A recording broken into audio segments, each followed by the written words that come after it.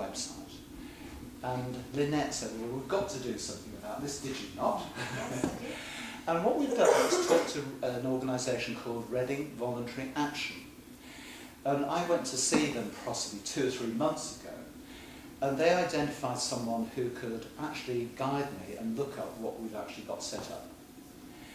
And it just, that simple bit of support from RVA enabled me to understand more thoroughly what we have already got set up that we're not exploiting in the website. They're now going to advertise for free for someone to help me do the work to update the website.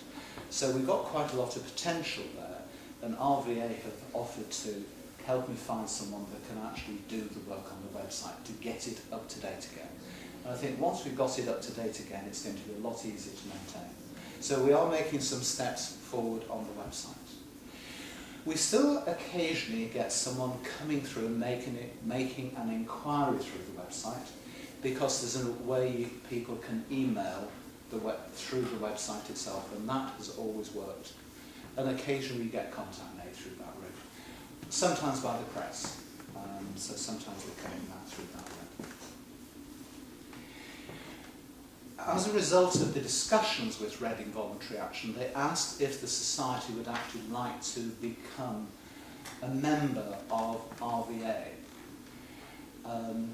What this gives us is some associated support, the ability to hire rooms in their building economically, access to events, and also some facilitation, as I've explained about the website.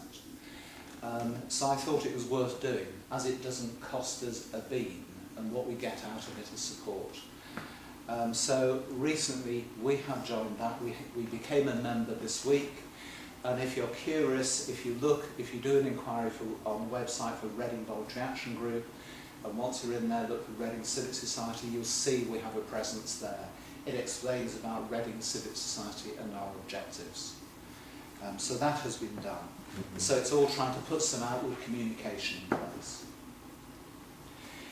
The third thing is about something called Reading Theatre and Arts Project Forum,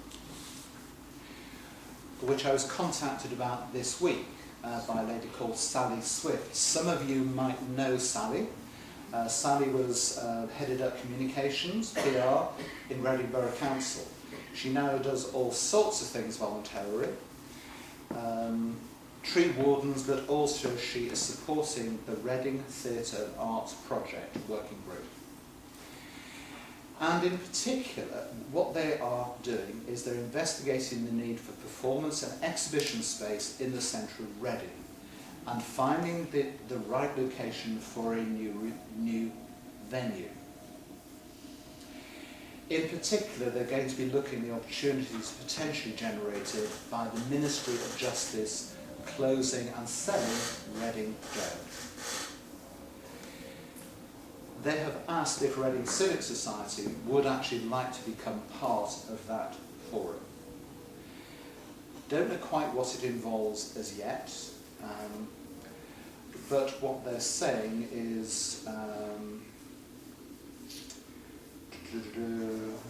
like to formally involve you as a valued part of Reading's cultural life and keep you informed directly about all developments. So we would be delighted if Reading Civic Society becomes part of the forum. What they're aiming to do is unify Reading's cultural bodies to look at this opportunity. The chairman is a bloke called Melvin Ben, who's CEO of Festival Republic, and they run the Reading and Leeds Festival, and interestingly, he's chair of Wembley Stadium, didn't know that. Also the other members are Andrew Cumpstein, former leader of Reading Borough Council, Trish Steinhardt, who's got 30 years experience in the arts sector, Andy Murrell, editor of The Post, and a chap called Toby Davis, Reading Between the Lines Theatre Company. So it seems to be a good idea to take part in this. Committee haven't even had a chance to know this is going on. This is me briefing them as it is to you. Just wonder what your views were on that, as you will hear. Do you think that's a good idea? Do you think there's something you should take part in? Yeah. Yeah? Okay. Right, committee. You're on. Did anyone else have any other business, any items they would like to raise? Or ask members of the committee? Yes? Can I promote the book, the new book? You can? Right. We have just received yesterday a book about the Fox Stores establishment in Reading. Fox Store photographer had an establishment in Reading for a few years. Tourist Press has just produced a new book about it. So I won't go on. I'll leave it on the table. Do have a look. Okay. Well, any questions at all about anything civic society business? Sorry, I wonder if you had any views about the potential extension of Crossrail to Reading. It's in the news. What do you think? Good? Good? Plus? Yeah, sensible. It's a train. What's your view? They have been saying what will happen in Oxford Street when 1,300,000 people get out of the train. Do you think it's a good thing to do? Well, Reading doesn't it?